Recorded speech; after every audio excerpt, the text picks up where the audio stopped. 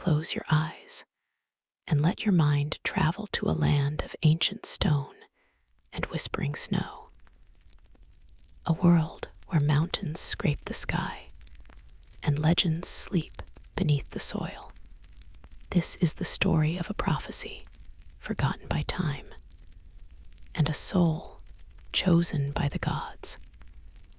It begins not with a hero, but with a prisoner, a stranger in a cold, harsh land whose life was meant to end on a headsman's block. But fate had other plans. For a shadow from the dawn of time has returned. A roar has split the sky, and the world has begun to remember its oldest fear. Tonight, here on Gaming Lore for Sleep, we unravel the legend of the last Dragonborn. A mortal with the soul of a dragon, a hero who would learn to speak the language of the world itself. So find a comfortable rest and let the burdens of the day drift away. As we step onto the frozen cobblestones of a village called Helgen and into a tale of destiny, waiting to be spoken into existence, the Dovahkiin, the last Dragonborn, an epic of prophecy, silence, and the voice of the sky. Chapter 1. The seed of a god, the prison of a mortal. To understand the Dragonborn, one must first understand the nature of dragons and the gods who created them. In the beginning, there were only the ethereal realms of the gods. Then, through a process of divine creation and sacrifice, the mortal plane of Nirn was formed, and the continent of Tamriel took shape. The dominant pantheon of Skyrim is the Nordic one, which speaks of the time dragon Akatosh, the chief of the gods. It was Akatosh who, in the mythic dawn of time, created the dragons. They were not mere beasts, they were powerful, immortal children of time itself, living, breathing fragments of a god's will. Their language, the Davazul, was not simply a means of communication. It was a tonal architecture of reality. To speak a word was to shape the world, to command the very laws of nature. This is the Tham, the storm voice. A dragon does not cast a fire spell. It breathes fire by shouting its true name, Yal Torshul. Its voice is its essence, and its essence is power. The most powerful of these dragon children was Alduin, the World Eater. He was not merely a king, but a fundamental force of nature, a divine entropy made flesh. His purpose, as ordained by Akatosh, was to end the world when its time was due, to devour the Kalpa and make way for the next. But Alduin grew arrogant. He forsake his role as the end of time, and instead set himself up as its tyrant ruler, enslaving the nascent races of men, and ruling over Tamriel with his dragon brethren in a brutal, timeless age of myth. In their desperation, the ancient Nords, led by the legendary tongues like Hakon One-Eye and Gormlaith Goldenhilt, turned to the goddess Kynareth. She, in her pity, gave them a gift, the ability to learn the Tham, not as a dragon is born with it, but as a mortal learns a skill through relentless study, meditation, and force of will. These first tongues used their stolen power to rebel, but even they could not truly kill a dragon, for a dragon's soul is immortal, and upon death, it would only reconstitute itself over time. The solution was a profound and terrifying act of magic. The tongues devised a shout, specific combination of words of power that could sever a dragon's soul from its eternal cycle. This shout did not destroy the soul, but instead trapped it, preventing its resurrection. With this weapon, the rebellion had a chance. The final battle took place at the throat of the world, Skyrim's highest peak. There, using an Elder Scroll, an artifact that exists outside of linear time, the tongues managed to shout Alduin himself forward through time, casting him thousands of years into the future. With their leader gone, the remaining dragons were scattered and hunted down in the Dragon War. The art of the thumb was eventually codified and pacified by the Greybeards, a reclusive order of monks who dwell high on the throat of the world, who use the voice not for war, but for worship of the god Talos. But the gods had a deeper plan. Akatosh, seeing the rebellion of his firstborn son, Alduin, created a contingency, a safeguard. He placed a shard of his own divine essence, a dragon's soul, into the bloodline of mortals. These chosen individuals, the Dragonborn or Dovahkiin, carry the soul of a dragon within the body of a mortal. They are not born with the knowledge of the thumb, but they possess its potential in its purest form. A Dragonborn does not need to spend decades meditating on a single word of power. They can absorb the knowledge directly from the dead by consuming the soul of a slain dragon. They are, in essence, a divine immune response, a god's answer to a rogue cell.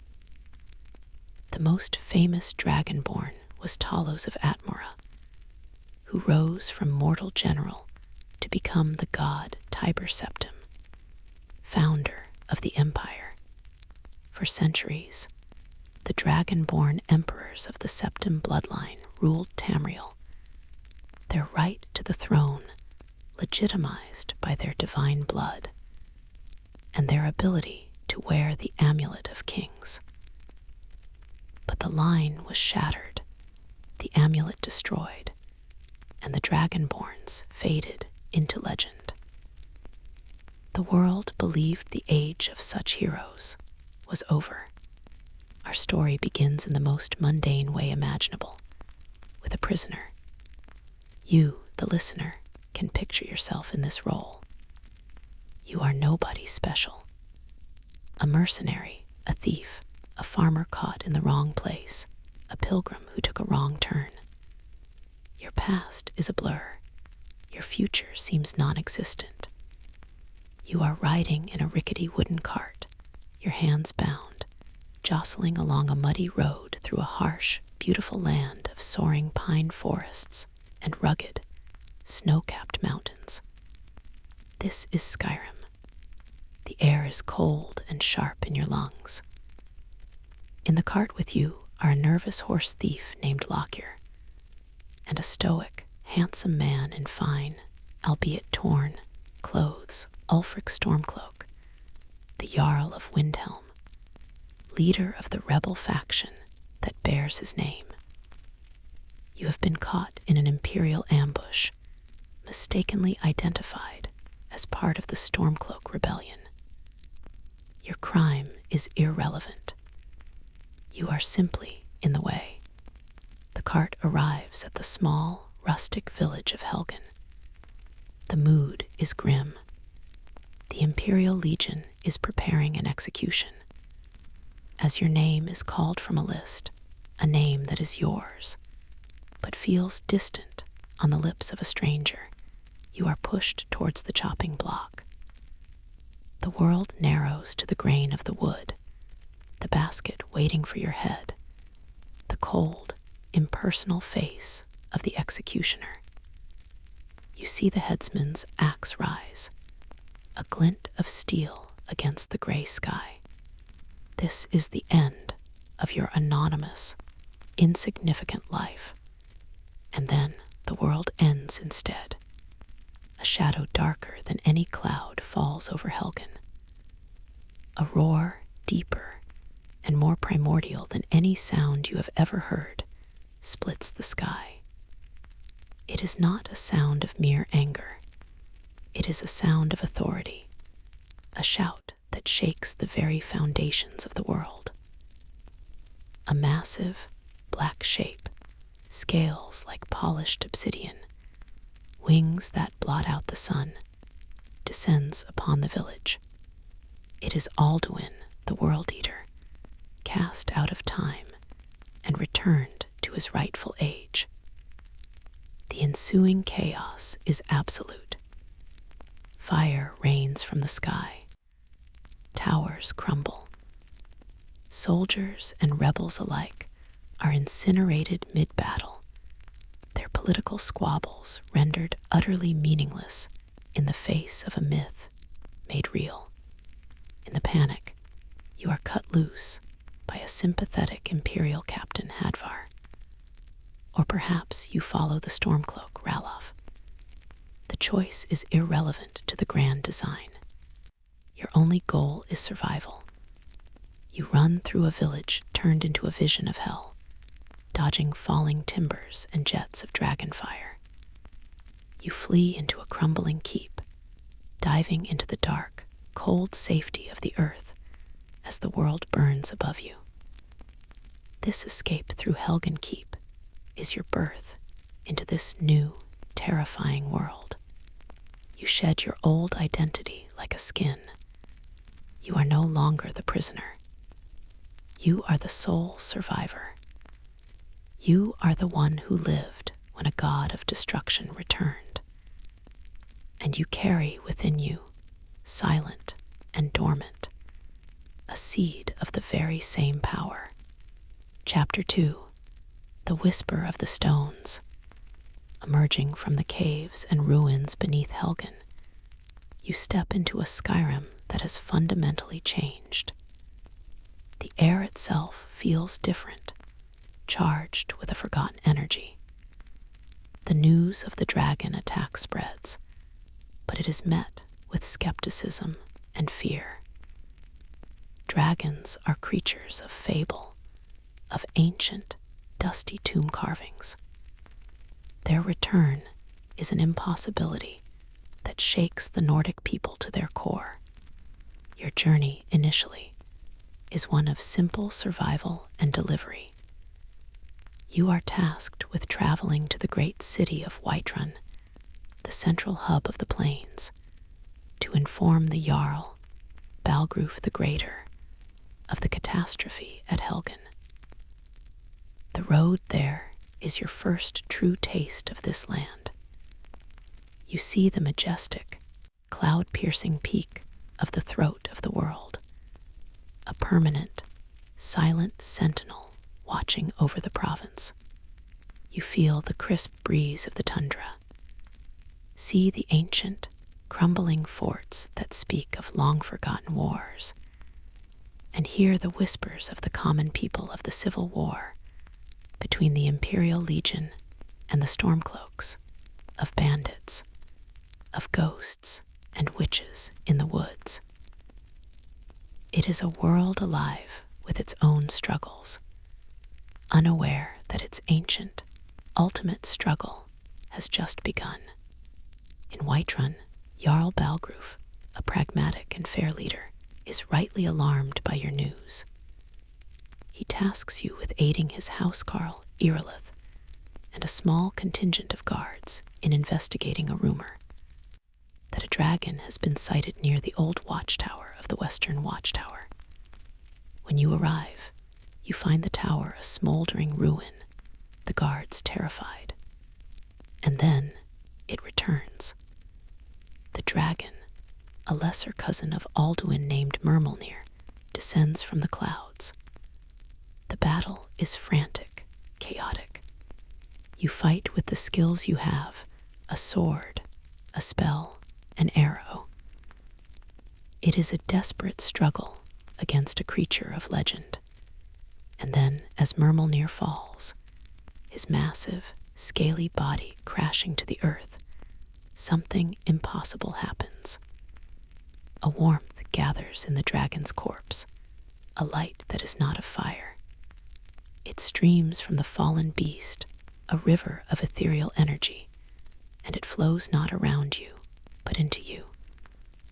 You feel a surge of power, a knowledge that is not your own, a word etching itself into your very being. The world seems to slow. The guards look on in awe and terror. One of them, a young man named Irilith, stares at you, his voice a hushed, reverent whisper. Dovahkiin. The word is alien, yet it feels like your own name. You are Dragonborn. In that moment, the dormant seed within you sprouts. You have consumed the soul of a dragon. You have, for the first time, truly shouted, not with your voice, but with your soul. The Greybeards, the reclusive masters of the voice high on their mountain, feel the disturbance in the fabric of the thumb. They call you. Their summons is not a sound, but a tremor in the earth, a low, powerful hum that resonates in your bones, a vibration that seems to pull you towards the distant, mist-shrouded peak. The path is set. Your destiny is no longer a question. You are the Dovahkiin. The dragons have returned, and you are the only one who can stand against them. Chapter 3. The Voice on the Mountain. The summons of the Greybeards is not a sound you hear with your ears, but one you feel in the marrow of your bones. It is a low, pervasive thrum, a vibration that settles deep within your chest, a pull as inexorable as the tide.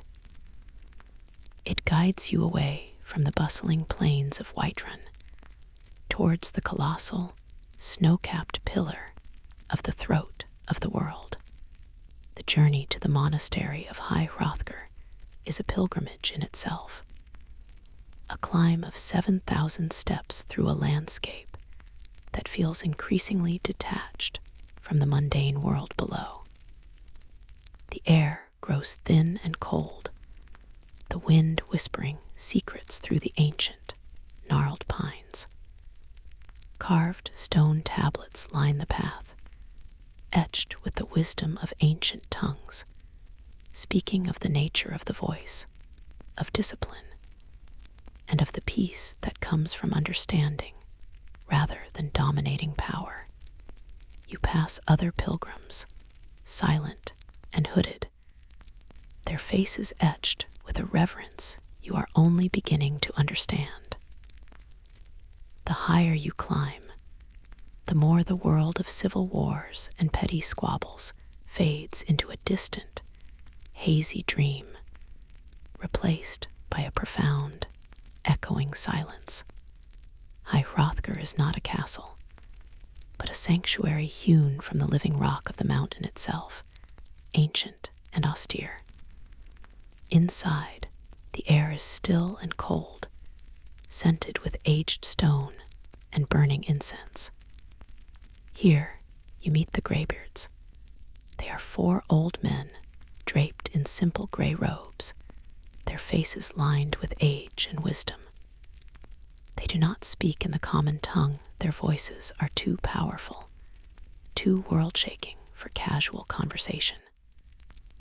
A single whisper from them could tear a mortal apart. Instead, their leader, Master Arnjair, acts as their conduit. His voice, a calm, measured river flowing through the silence of the hall. They confirm what you have already felt stirring in your soul. You are Dovahkiin. You are not merely a mortal who can learn the thumb. You are a dragon in mortal flesh, and the thumb is your birthright. They begin your instruction not as students who must spend decades in meditation, but as a dormant power they must awaken. They teach you your first complete shout: fuss, ro, da. Force, balance, push. The word fuss resonates within you, a power you already knew but never understood. As you stand in their courtyard, facing the endless sea of clouds below, Arnjer bids you shout. You take a breath, and instead of air, you draw upon the essence of your soul. Fuss, the word tears from your throat, not as a sound, but as a physical wave of energy that ripples through the very air, shaking the foundations of the monastery, sending a gust of wind to tear the clouds asunder. The Greybeards are silent, but you can feel their approval. In that moment, you are no longer just a person. You are a force of nature, learning to speak its language. But your training is interrupted by a purpose. The Greybeards speak of an ancient tablet, an elder scroll, that holds the key to defeating Alduin. To find it, you must undertake a trial: the retrieval of the horn of Jurgen Windcaller, the founder of their order, from the ancient tomb of Ustingrav. This quest sends you back down the mountain, into the marshy region of Eitjalmark. The journey is a somber one, through fog-shrouded swamps, and past the crumbling, ghost-haunted city of Morthal. Ustingrav is a damp, echoing barrow, filled with the restless dead and ancient puzzles. When you finally reach the inner chamber, you find not the horn, but a note. It is from someone who has been watching you, who believes in your destiny enough to test you further. The note directs you to the inn in the city of Riverwood. This is the first hint that your path is not solely your own. It is a thread in a larger tapestry, being woven by unseen hands.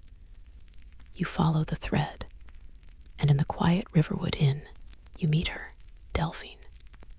She is a hard, pragmatic woman with eyes that have seen too much, one of the last surviving members of the Blades, an ancient order of dragon hunters sworn to protect the Dragonborn. She is skeptical, cynical, her faith in legends worn thin by a lifetime of hiding and loss. But the return of the dragons and your emergence has rekindled a desperate hope. She presents a terrifying theory. The dragons are not just returning randomly. Alduin is resurrecting them, calling them back from their ancient burial mounds, their dragon stones, where their bones have lain for millennia. To prove this, and to prove yourself, she tasks you with a grim mission. Together, you will infiltrate the Forsaken Embassy, a Thalmor stronghold. The Thalmor, the haughty, dominant faction of the Aldmeri Dominion, are your enemies and hers. And she believes they may have information about the dragon's return. The mission is one of shadows and subterfuge, a stark contrast to the divine clarity of the Greybeards' teachings. It is in the bowels of the embassy, in a secret dungeon, that you find the truth. Delphine's theory is correct. A map, meticulously kept by the Thalmor, marks the locations of ancient dragon burial sites. And as you study it, you feel a distant tremor in your soul, an echo of a shout from a mountain far to the east.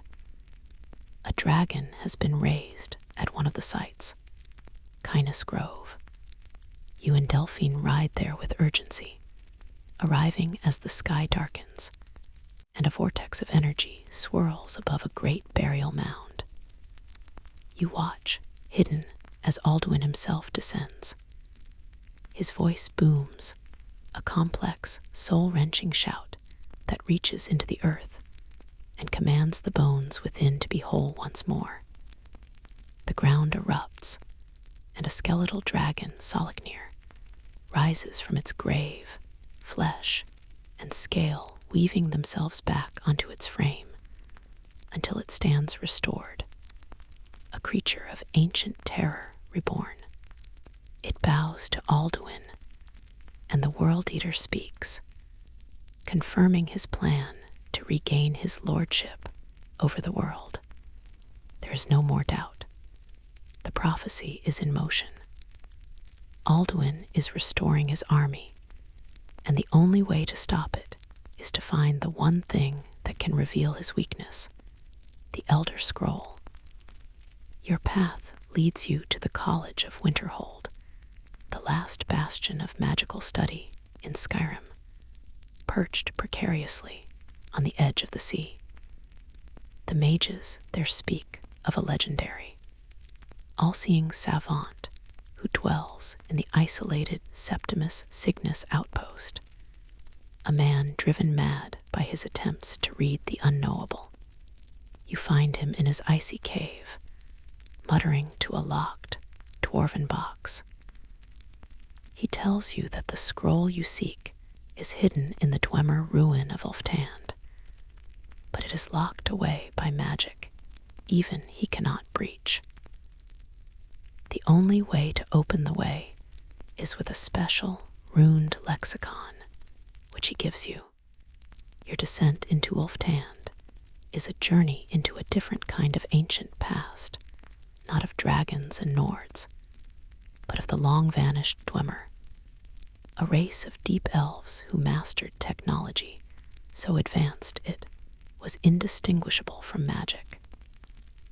You navigate their steam-powered, clockwork ruins, fighting mechanical spheres and spiders, until you finally reach the Tower of Emzark.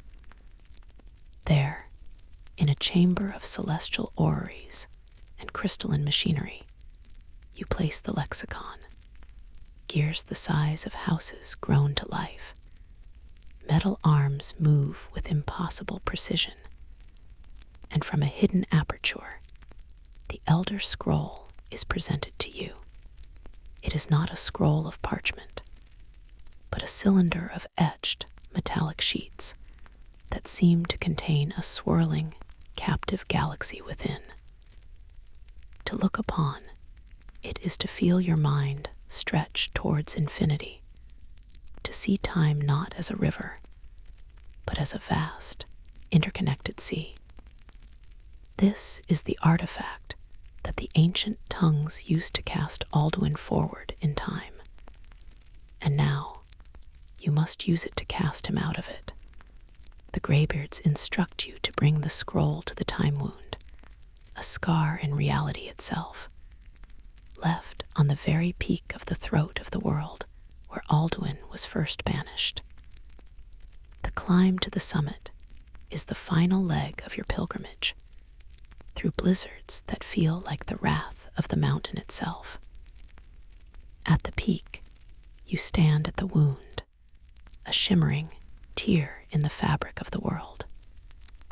You unroll the Elder Scroll, and as you gaze into its depths, you do not read it, it reads you. Your consciousness is flung backwards, not in body, but in spirit. You are a ghost in the past, witnessing the event that started it all. You see the three ancient tongues, Hakon, Gormlaith, and Feldir, battling a younger, but no less terrifying Alduin. You hear them argue, desperate, as their shouts fail to kill him. You hear Feldir the Old proclaim their only recourse. He reads from the Elder Scroll, his voice echoing with a power that stitches time itself. A vortex of light envelops Alduin, and with a roar of fury and disbelief, the World Eater is ripped from the Merethic era and hurled into the future, into the time you just left. The vision ends. You are back on the mountain peak, the scroll now inert in your hands. But you have gained what you sought, the knowledge of the shout they used. A specific combination of words, Dragonrend. This shout was created by the mortal mind, and it is the one thing a dragon can never comprehend. It is not a shout of fire or frost or force. It is a shout of concept, of mortality. It forces upon a dragon the alien, terrifying concepts of mortal, finite, temporary. To a timeless, immortal being, this shout is pure, agonizing agony. It grounds them, makes them vulnerable, makes them killable. You have learned the words, but to truly wield Dragonrend, you must understand it in your soul. You must comprehend the finite nature of your own life, the weight of your own mortality, to impose it upon a god. The final battle is prepared. You know the weapon. You know the enemy. The valley of Sovngarde, the Nordic afterlife, awaits, where Alduin now feeds on the souls of the departed, growing stronger. The portal stands open, a shimmering aurora of souls. You take a breath, the words of Dragonrend burning in your mind, and step through towards your destiny. Chapter 4. The Feast of Sovngarde. Passing through the portal to Sovngarde is not like stepping through a door.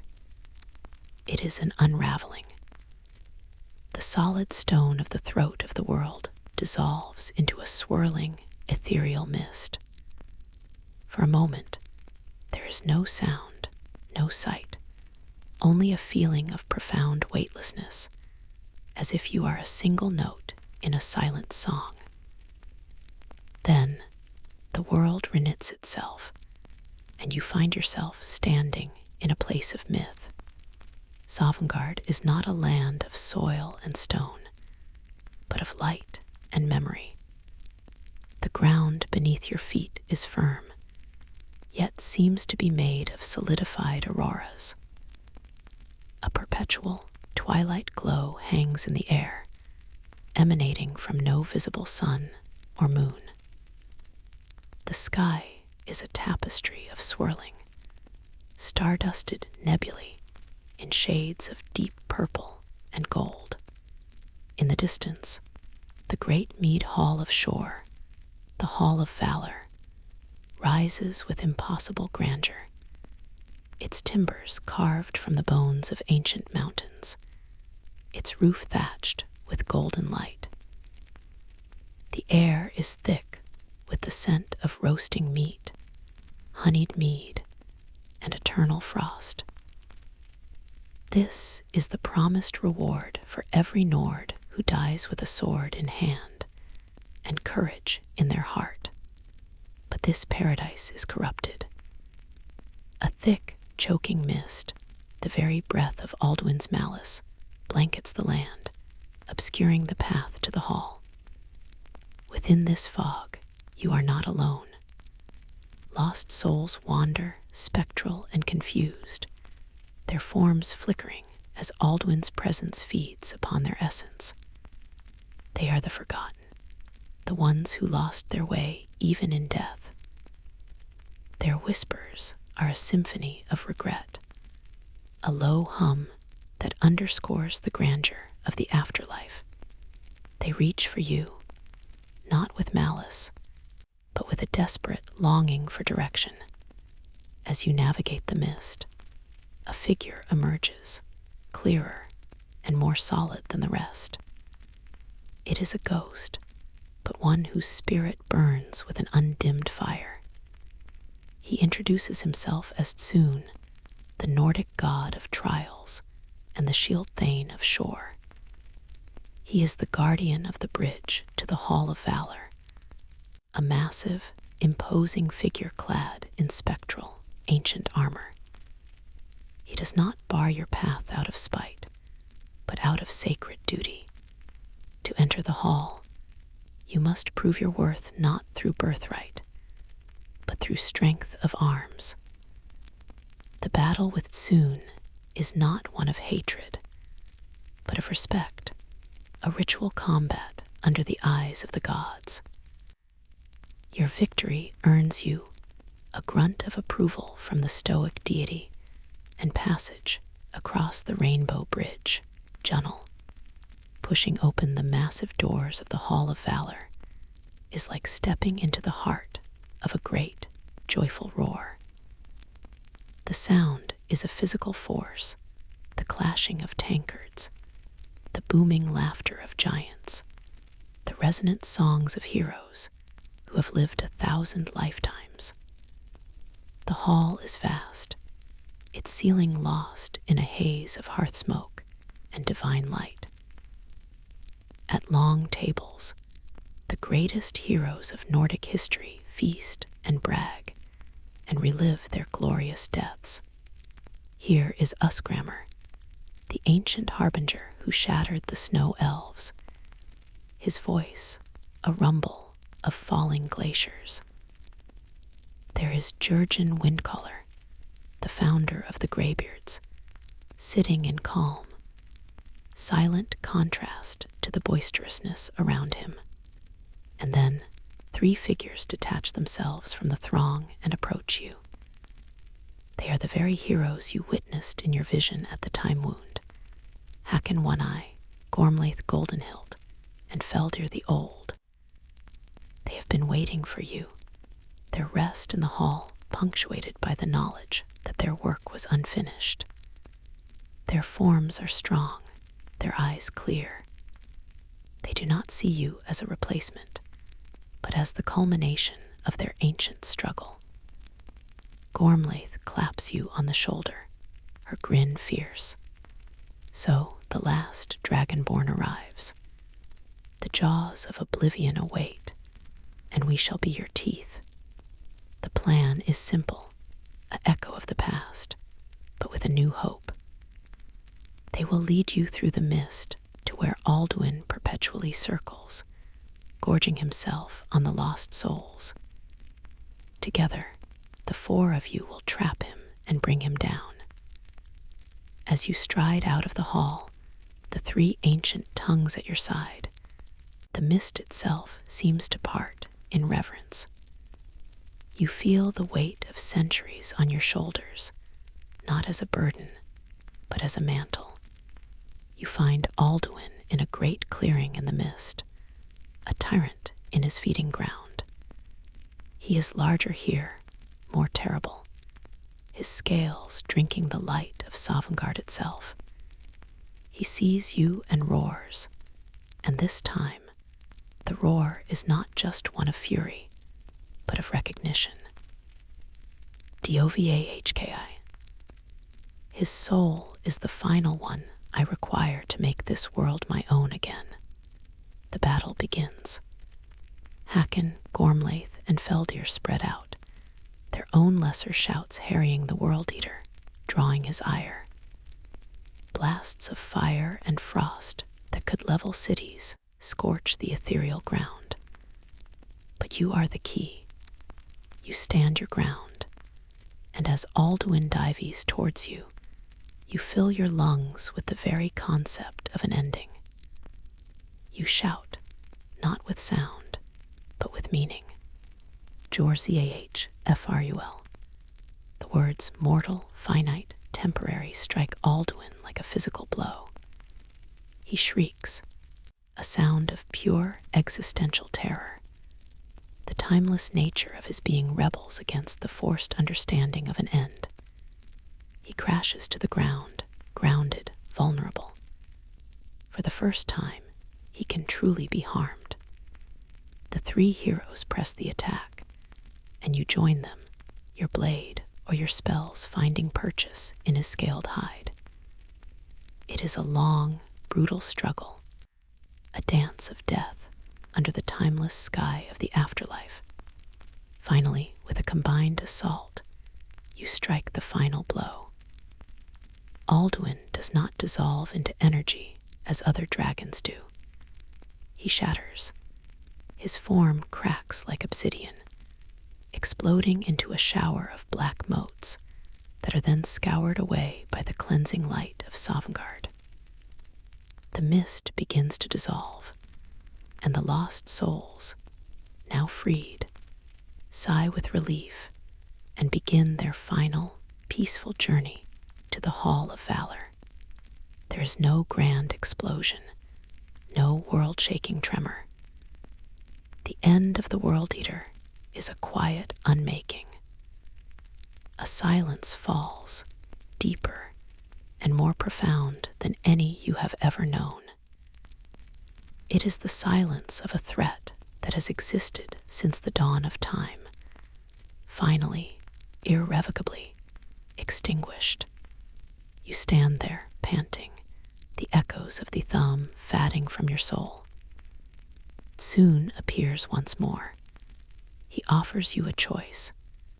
You may stay in Sovngarde, take your place at the feast as a hero of song, your tale forever told. Or you may return to the mortal world.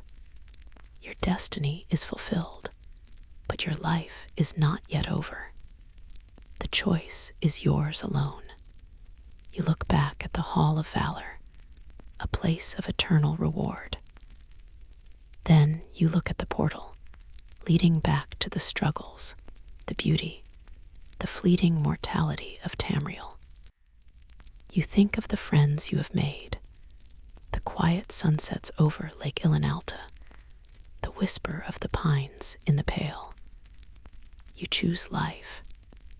You choose the beautiful, temporary dream. Soon nods, a flicker of respect in his stern eyes. He shouts, and the world turns inside out once more. Chapter 5. The Echo of the Voice. You awaken on the peak of the throat of the world. The air is cold and clean. The Elder Scroll is gone, vanished back into the tides of time. Paarthurnax, the ancient, wise dragon who betrayed Alduin to aid mortals long ago, is waiting for you. He speaks of the future, of the balance your deed has restored. The blades may call for his death, seeing all dragons as a threat, but the Greybeards understand the value of his wisdom. The choice, once again, is yours. It is the first of many choices in a life that is now truly your own. You descend the mountain, not as a prophesied hero rushing to a destiny, but as a person. The world is the same, and yet utterly different. The civil war still rages, but its outcome now feels smaller, a human concern in a world you have saved from a god. The dragons that remain are leaderless, scattered. Some will be a menace, to be hunted. Others, perhaps, may seek a different path, as Paarthurnax did. You are the last Dragonborn. The weight of prophecy has lifted. The song of the dragons is now a quiet hum in your blood, a part of you, but no longer your master. You can return to the Greybeards to meditate on the voice, seeking inner peace. You can wander the roads as a silent guardian, helping those in need. You can delve into forgotten ruins, not for a world-saving artifact, but for the simple joy of discovery. You can build a home, plant a garden, and watch the seasons turn. Your story began in chains, as a prisoner with no past. It unfolded as a divine mandate, a shout against the dying of the light. And now, it concludes where all the best stories do, not with an end, but with a gentle, quiet beginning. The Dragonborn's war is over. The person's life is just beginning. The great epic fades, leaving you with the soft, steady rhythm of your own heart and the peaceful, silent sky above.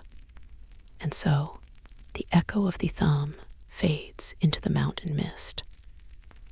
The Dragonborn's tale becomes a quiet memory, a legend to dream upon. Thank you for sharing this journey with us on Gaming Lore for Sleep. We drift now into a peaceful silence. Let us know in the comments which world you'd like to visit next in your dreams. Sleep well, and may your dreams be filled with love and happiness.